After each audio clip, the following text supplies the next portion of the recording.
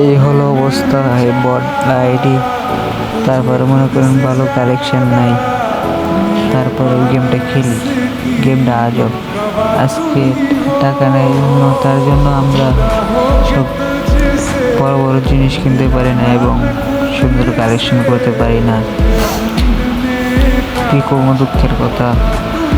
দেখেন কত সুন্দর সুন্দর ইভেন্ট আছে, এগুলো আমরা লইতে পারি না টাকার জন্য।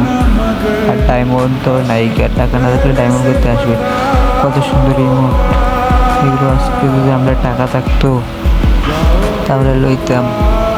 দেখেন ভাই কত সুন্দর ইমোট, স্যারের ইমোটটা আমার খুব পছন্দ, লইতে মন চাই, কিন্তু কী করার, আল্লাহ গরিব বানাইছে, তাই বলে তো আল্লাহর কিছু বলতে পারি না।